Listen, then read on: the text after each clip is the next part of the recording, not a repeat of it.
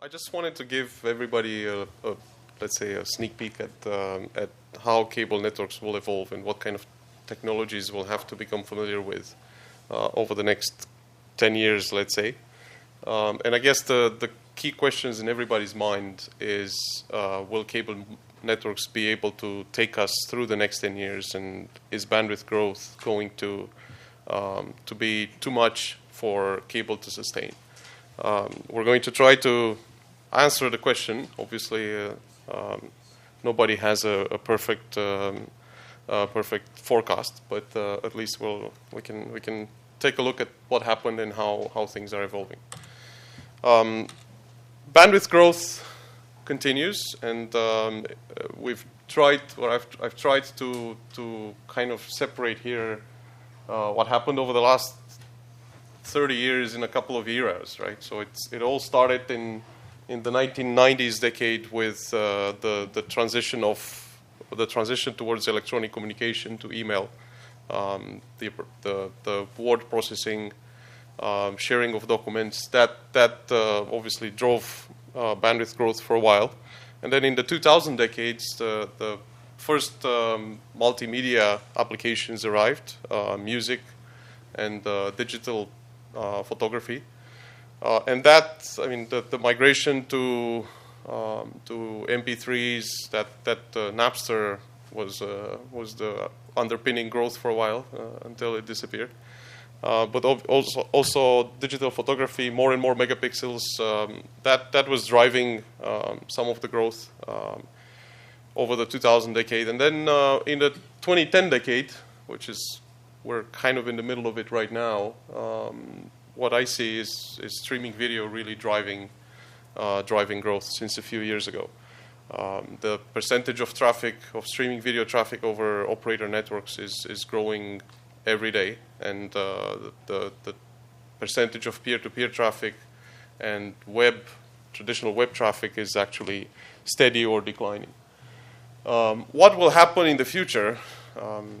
What will underpin growth in the 2020 decade? I don't have the answer to that, and I don't think anybody does. But there might be. We think there might be obviously higher resolution video. We'll take a brief look at that. Machine-to-machine communication. Who knows? Maybe holographic communication or something like that. It's probably the technology that will drive growth in the 2020 decade hasn't been invented yet, and we're maybe not the ones who will invent it. Maybe some kids out in college will come up with that. In terms of bandwidth growth, what is driving that? Just to give you an example of how the evolution of video bit rates is going to happen. So we start from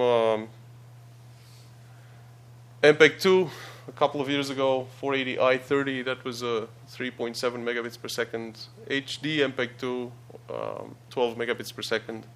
Well, assuming you have a very good encoder there. 1080p 60 MPEG-2, that was 20 megabits per second bit rate, and if you go to H.264 encoding, you gain effectively a 50% improvement there, and then farther on, if you go towards HEVC, high efficiency video coding, you get you with a very good encoder, you probably will get another 50%, and that gives you a 1080p signal at 5 megabits per second. Going forward, as 4K takes hold and even 8K takes hold, if you look at what they're doing in Japan, for them it's all about ultra HD, all about 8K. 4K is not enough of an improvement for them, and at the kind of frame rates that are needed to make 4K look good, you're looking at probably 20 megabits per second for a 4K P60 HEVC signal. And if you want to go towards 8K, you're looking at 80 or 160 megabits per second in the case of extremely fluid 120 frames per second kind of video signals. Now, the question is, I'm not sure what's happening to my titles there, but will we ever need more than 8K 60 or 8K P120, right? I mean, even if we think about these wall screens being the new screens, the size of that thing over there maybe, with 8K resolution and 120 frames per second, that's still about 160 megabits per second, let's say, worst case, right? Assuming there's not much of a benefit from going from 60 to 120, which I think is probably a weak assumption. So if you add up all of that in a home, how much, and if you consider the fact that probably most of our content consumption will be streamed over the next, let's say, towards the end of the next decade, it still doesn't add up to much, right? It's only about 240 megabits per second, which it's table stakes today. I mean, cable networks can do that since years ago, since DOCSIS 3.0 arrived. And so 240 megabits per second, we're already in a 1 gigabit world, pretty much. I mean, we're going to be launching 500 megabits and 1 gigabit in the next 1 or 2 years. What will consume that bandwidth? Again, I don't have an answer to that, but there is the very important question is whether growth will continue, and especially if it will continue as RGU penetration saturates. Some of the growth that we've experienced over the last years was also from increasing, essentially getting market share from other operators. As that steadies and let's say RGU penetration reaches some sort of saturation, will the growth rate decrease? That's an important question that we need to think about, not necessarily answer it, but a lot of our modeling is essentially starts from that key question. So a quick discussion on traffic engineering models, and this is a pretty busy slide, but what we are showing here is the actual evolution of the aggregate bit rate in a channel, in a serving group actually, as you move across time, and also as you change the node size, right? So if you look at those arrows above,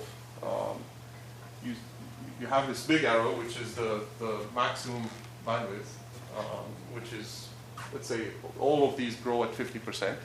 So, and then you have a logarithmic scale here to kind of be able to show it in a graph. But if you look at the maximum bandwidth per subscriber growing at 50%, and then you have the aggregate average consumption of all subscribers in a serving group, right? So essentially this one is a single subscriber, and then based on the number of subs, you have the aggregate bandwidth for all subscribers, which are those arrows there. You can see a transition between a situation that we had between somewhere around this time, which we call the consumption-oriented period. That consumption-oriented period, during that time, the bandwidth in the serving group was a lot larger than the maximum bandwidth or bit rate per subscriber. The reason for that was primarily because the node sizes were huge, much larger than today. As people did node splits, as they bumped into these limits of capacity, cable operators did node splits. And we're now in this transition period where we see the consumption, we call this the consumption and TMAX oriented period. We're in a period where the total bandwidth per serving group effectively consumed by subscribers on average is pretty much the same as the maximum bandwidth per sub. So, or is kind of hovering around the same values. And then going forward, as node splits continue, assuming they will continue, at some point we'll reach a period where we call this a TMAX oriented period, where the actual maximum bandwidth per subscriber is the driving element of that equation, right? Is much higher than will become much higher than the average consumption per subscriber. And you can think about this as taking it to the extreme. If you split nodes down to one sub, the average consumption will certainly be a lot less than the maximum bandwidth that sub has access to. Right? So these are the three eras that we see, and I'm trying to show them here as well to kind of clarify a little bit how this happens. If you just take this as at a single point in time, this is the relationship between the aggregate average bandwidth utilization per serving group, and you have here the maximum bit rate, which let's assume is 100 megabits per second, right? So with these values, maximum bit rate, maximum bandwidth per sub is 100 megabits, and average utilization is 450. You end up in a situation where you have about 250. Those are typical values for today, by the way, right? Most operators are, let's say, on a blended average bandwidth per sub, they're probably here at 100 megabits per second. And again, the average consumption in the downstream direction is probably around here. It could be 350 or it could be 550 or 600, but these are, let's say, realistic numbers for 2014.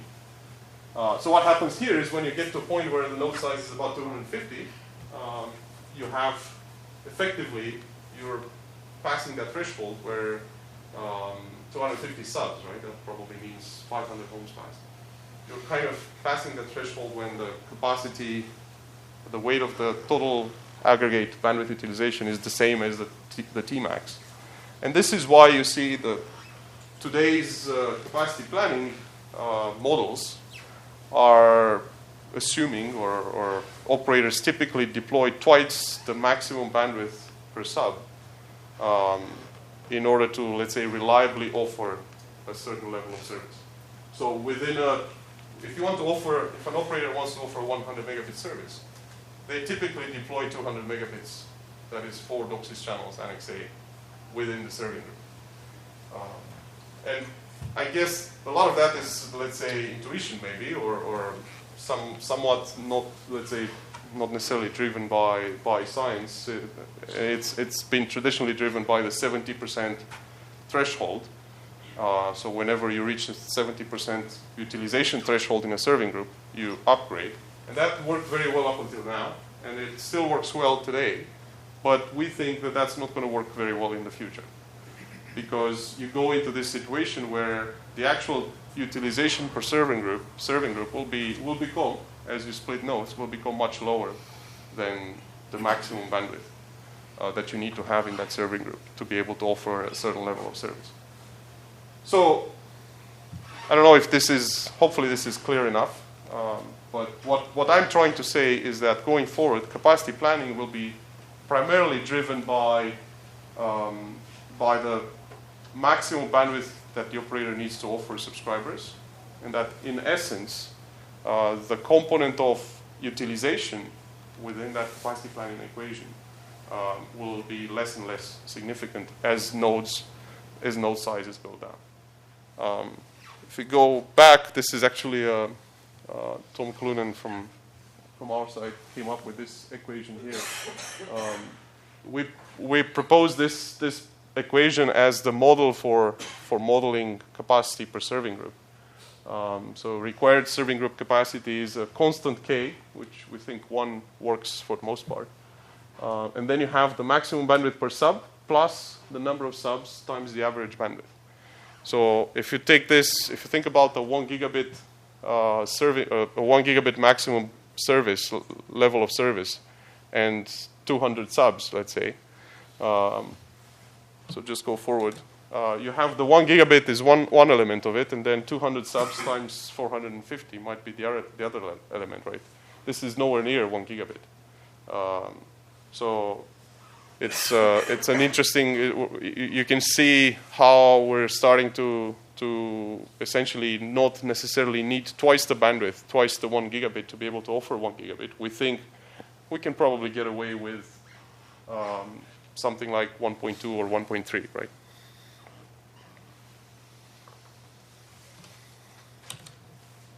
All right, one other consequence of this is that node splits become less and less useful they buy you less and less time between. You have less and less time between node splits.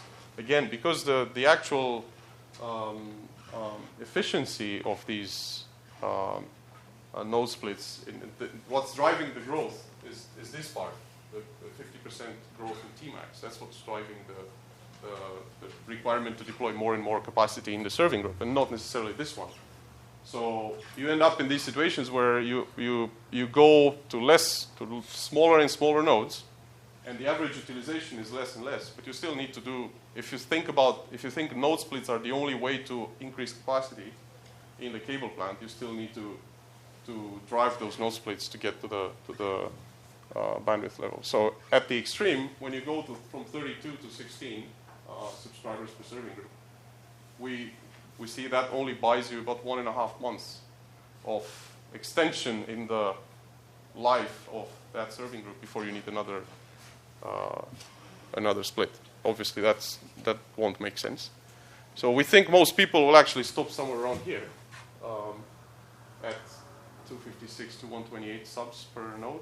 That is 256 homes passed, or 512 homes passed per node. Going anywhere lower than that is not going to be very efficient from an investment perspective. So, having talked about that a little bit, how do we extend the life of the HFC plant? I mean, it all depends on the assumptions that you make, and it all depends on what will happen with bandwidth growth. One of the key questions is, once we reach 1 gigabit per second in access in service level, right? Once we're over that threshold, which is essentially what gigabit Ethernet can do as well, right? I mean, obviously, we have Wi-Fi is capable of doing a little bit more bandwidth in the home, even though it's probably theoretical at this point.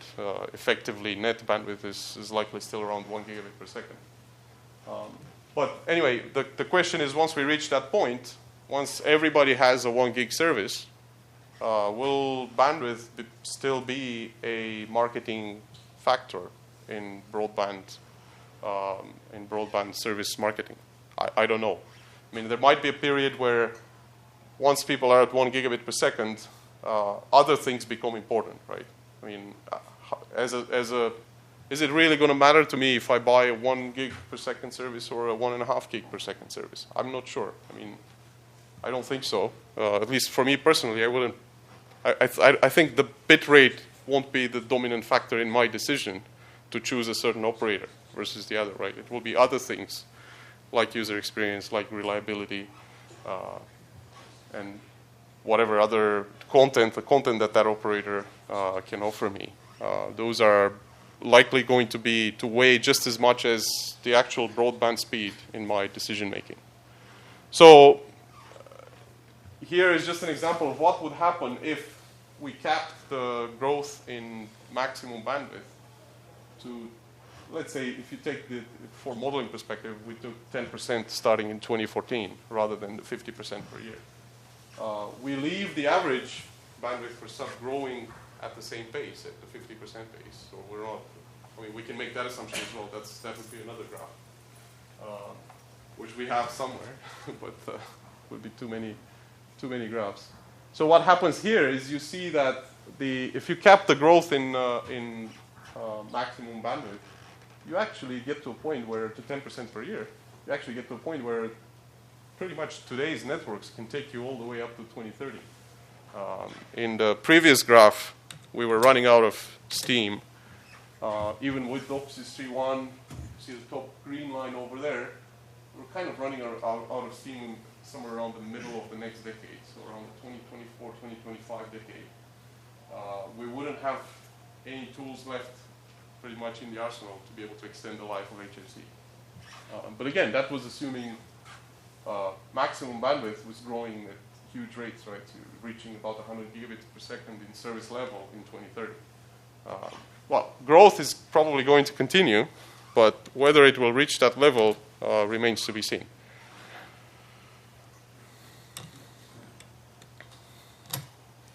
Okay, I think one key point that we should make here is that operators should consider node splits as part of the tool set to extend the life of the HFC network. But we think going forward, other things will become more important than node splits. Things like extending the bandwidth to 1.2 gigahertz is actually going to help more than node splits. Because as we've seen earlier, node splits buy you less and less time. This is a pretty major undertaking, and going to 1.7 gigahertz per second would be even more complex and complicated. But we think that these are the right tools to extend the life of the HFC plant, more so than node splits. Node splits will likely run out of steam in the next 3 years, 4 years, something like that. They won't be able to buy you as much as before. Okay, some technology enablers. I think we're all familiar with CCAP. I'm not going to spend too much time on this, just to kind of illustrate the key advantage of the key promise of CCAP, which is the fact that you can pretty much merge almost all of the content, all of the digital signals in the head end, make them come out of a single F connector. Now,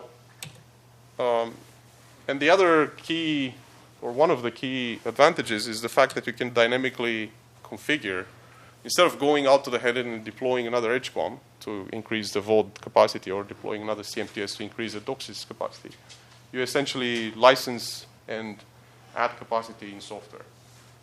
That's a pretty important feature of CCAP, the fact that you don't touch the head ends anymore.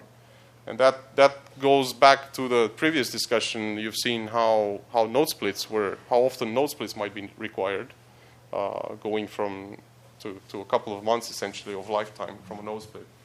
These increases in DOCSIS capacity happen even more often, or would normally happen even more often going forward. Now, just to give you an example here of the evolution of CMTSs over the next 5 years. Let's say if you start with 812 downstreams today and you assume that 50% growth continues, you're going to reach, so you have maybe 8 to 12 downstreams deployed in the network, and you're going to have somewhere around 32 DOCSIS downstreams in 2018-19. It might happen even faster than that, but that's what the 50% growth rate tells us. Basically, over the next 5 years, you have to deploy anywhere between, in the next actually 3 years, you have to deploy 12 to 16 more downstreams, which is more than you have right now. And over the next 5 years, you have to deploy 20 to 24, which is pretty much twice or 3 times the capacity you have right now. That has to happen in a gradual way, but without CCAP, this would be extremely painful. And that's why CCAP is very important and is a key technology enabler to support growth in the next few years.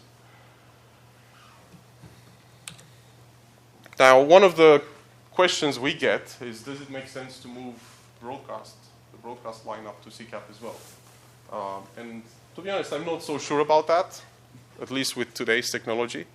The reason is broadcast doesn't really grow. That's one issue, not issue, but one aspect of it, whereas DOCSIS and VOD still grow. Broadcast is pretty constant, and the size of a broadcast serving group is huge. You might have one single serving group for the whole of London, right, let's say, with the set of HCOMs. In this case, let's say you might have 4 legacy broadcast HCOMs HCOM connectors with 6 comms each, serving the whole city with a total of 24 comm channels. That's that's a small piece of the puzzle in the head end, right? It's a 1 rack unit device, or a lot less than that, maybe. If you wanted to move this to CCAP, it's doable. The technology allows us to do that today. But you would have, because the CCAP connectors are actually connected to the individual serving group, to the small serving group. There's no combining into these huge serving groups. You have a situation where for the same 25 serving groups, or for the 25 little narrowcast serving groups that form that big broadcast serving groups, this serving group, this is an example, you would need 600 phi QAMs to be able to offer the same broadcast lineup. You can do QAM replication with CCAP, so you only need 24 MAC processing engines to process those signals, but you still need, this is still a resource in the CCAP platform, right, that you are using. And this resource, the fact, if you move broadcast to CCAP today and use this resource today, you are going to be limited with the technology that's out there right now. You're going to be limited in your ability to grow to those 32 or beyond that in terms of single carrier comm channels. So it might be, it depends on the vendor, on the technology, but it might be the limit becomes 32 instead of 48, for example, or it becomes 36 instead of 48, or you can't add DOCSIS 3.1 FDM because you're using up these phi resources for broadcast. So my personal recommendation is that broadcast today doesn't really make sense. Broadcast should remain on the traditional legacy HCOM until we reach a point where we have, let's say, CCAP connectors that are capable of completely full spectrum output. That's going to arrive in the next year or so. So it's not, we're not talking about a long time. As these new technologies arrive and we get CCAP connectors that are capable of outputting the full spectrum and are capable of outputting 5 OFDM blocks, that's when it probably makes sense to move everything to CCAP. All right, just I think you'll probably all know this. Quick summary of what DOCSIS 3.1 gives us. I mean, clearly, I think the most important rows here are the green rows, which show you the evolution of bit rates between today and DOCSIS 3.1 deployments at large scale. What this shows us is that with a 1.2 gigahertz downstream, you can probably reach 10 gigabits per second, assuming you have a blended average of 4,096 QAMs, QAM modulation across the spectrum and across the population of modems as well. And in the upstream side, with the 585, if you completely fill that up with DOCSIS 3.1, you can probably get 500 megabits per second with a 585 upstream channel. And that's not a huge undertaking to do the upgrade to 585. With a 5204, you can probably reach 1.25 gigabits per second, which is already, if you look at this one combined with the above, you get 9 gigabits per second downstream and 1.25 gigabits per second upstream in a serving group. That's a pretty competitive situation, right? You can certainly compete with EPON or with any PON network out there with these kind of bit rates.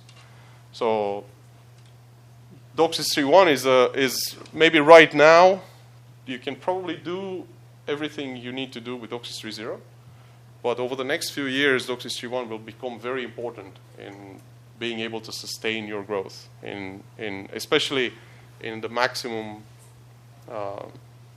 level of service, that TMAX that we were talking about earlier. So this is an example spectrum evolution of a network and what kind of phases an HFC network might go through over the next 10 years. If you start here with today's situation, I don't think this is the case in the UK, but most people still have some analog video left. You have some legacy video comms, which might be VOD or might be DVB broadcast. And you have some DOCSIS, anywhere DOCSIS 1.0, 2.0, 3.0 for HSD services and maybe voice over IP and IP video services. So what kind of phases you can envision an HFC plant going through to sustain this growth and this evolution over the next few years?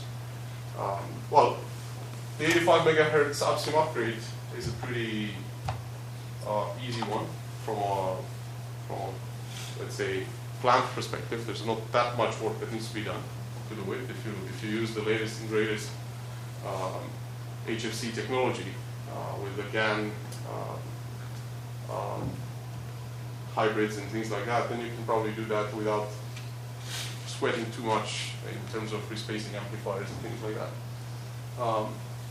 Somewhere between this and, I mean, we're not, I mean, this will happen. Some people might introduce 85, but some people might introduce DOCSIS 3.1 in the upstream, for example, even here, while they're still at 565. But what will happen after that is the DOCSIS 3.1 introduction in the downstream and in the upstream. So I think there's a big debate in the industry, what's the best way to go forward. Downstream is easier from an equipment perspective, but upstream is probably where there's more pressure on bit rates and bandwidth right now. So some operators are thinking we're going to roll out first one OFDM downstream block for DOCSIS 3.1, anywhere between 96 to 192, depends on what kind of spectrum they can find. And others are saying, no, we're going to launch OFDM here, even running in parallel to DOCSIS 3.0, and because DOCSIS 3.1 can do that, CMTS is actually capable of dynamically utilizing any carriers that are left unused by the DOCSIS 3.0 modem population. The DOCSIS 3.1 carriers can use those. That's the beauty of OFDM. So you're going to see a gradual introduction of DOCSIS 3.1 in the downstream and in the upstream, and which one comes first remains to be seen. I think it will depend on the operator, actually. And then the bigger piece of work is the upgrade to 1.2 gigahertz. I think most people will actually have to go through that. When they start and when they finish it, it will depend on the individual operators and what their spectrum looks like right now. Some operators who had networks that were limited to 600, 700 megahertz, they're starting today. Other operators who were already at 862 or 1 gigahertz have a little bit more time to think about it and to consider their options, right? But ultimately, I think most operators will go through that 1.2 gigahertz upgrade. And that might come together with a 200 megahertz upstream upgrade. Some are saying they're never going to go to 200 megahertz. They believe 85 is enough for the next 20 years, right? With OFDM and with the 500 megabits per second that we were talking about earlier. To be honest, I'm not sure what will happen. I think some will stay at 85, some will go to 200, some are already going to 200. It really will depend on the individual market conditions. I mean, we see some countries where those growth numbers, that 50% average growth number, is not really uniform. In the Nordic countries, that's more like 60 to 80%, right? In Germany, that's probably more like 20, 30%. So there's huge variation in the growth rate, and that growth rate, if you compound that over a few years, that actually yields you pretty different end results in terms of bandwidth requirements.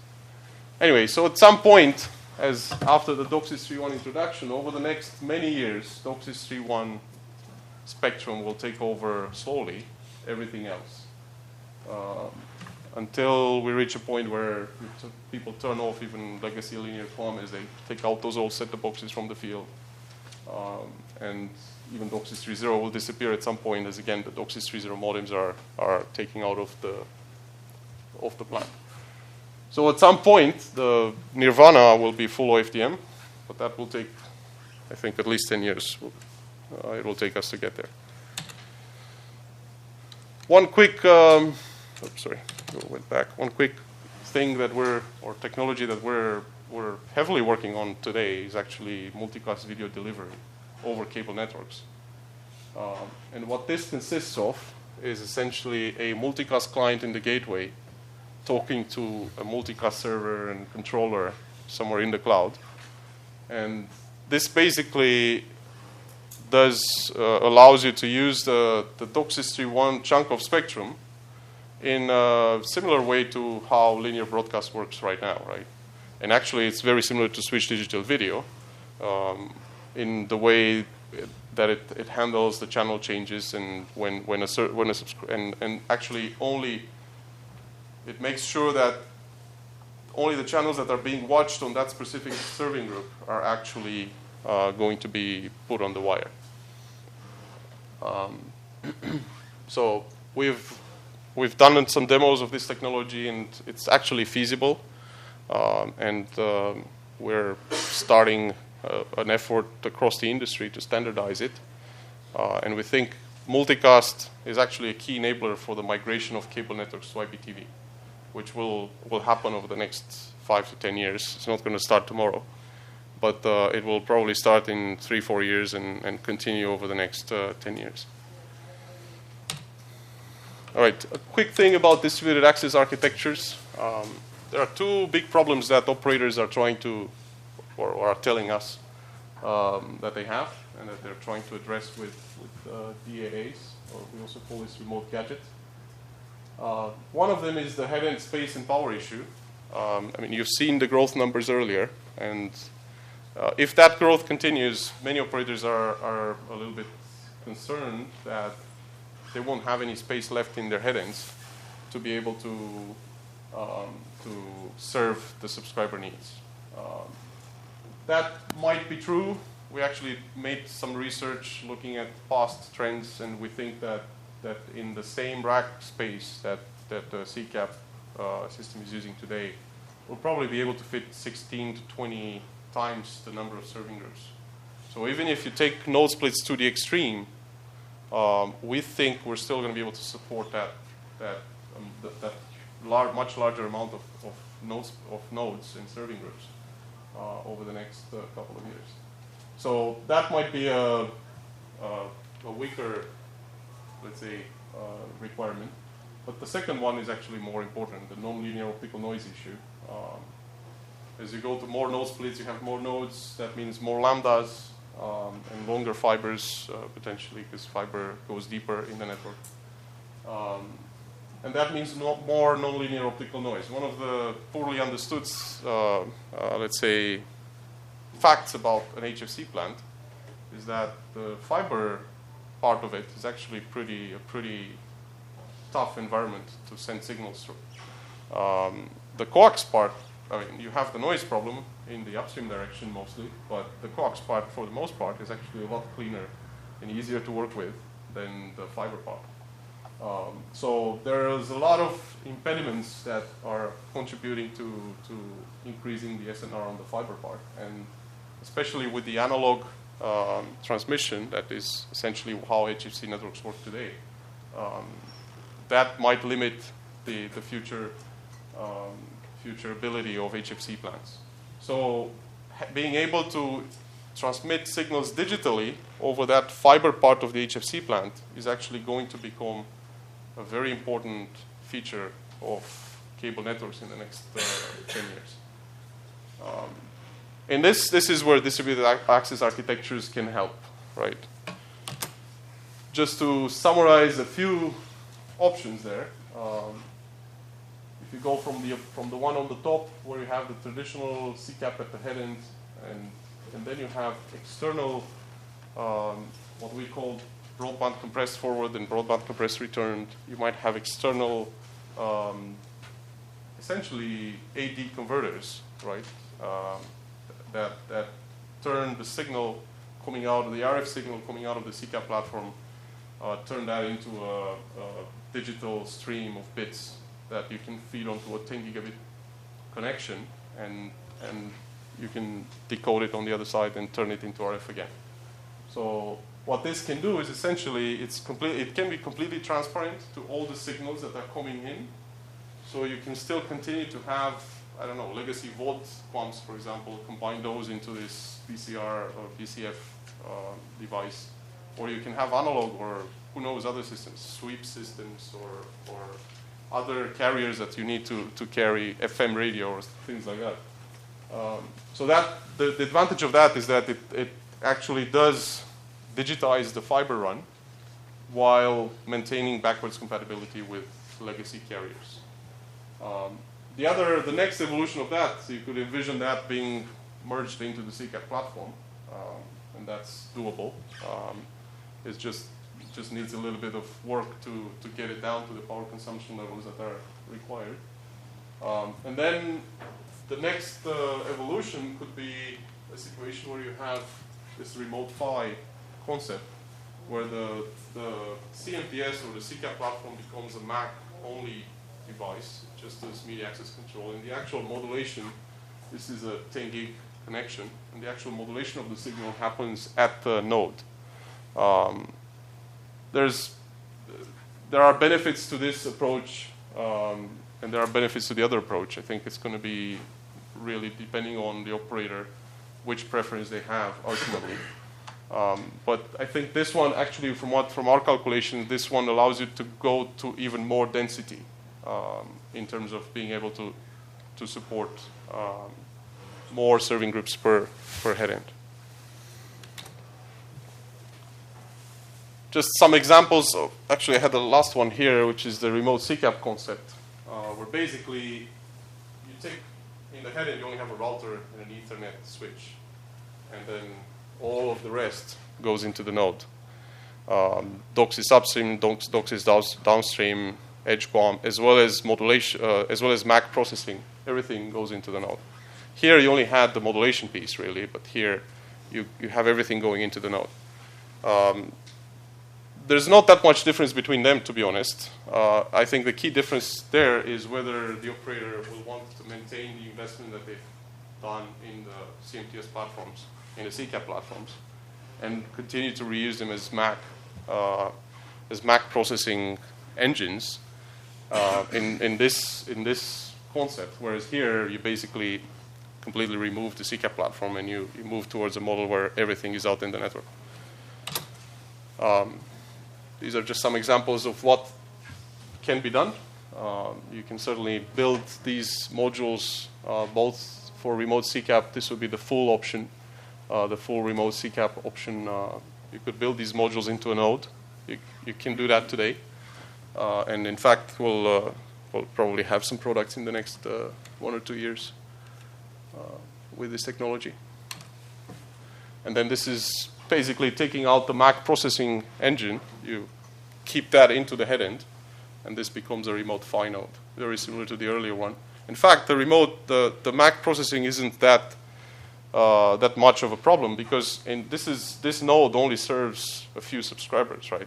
If you think about the traditional CCAP platforms, they are big, and they serve tens of thousands or 15, 20,000 subscribers. That's why they need a lot more processing power. Here, it's all distributed, so the individual MAC processing power requirement is not that much.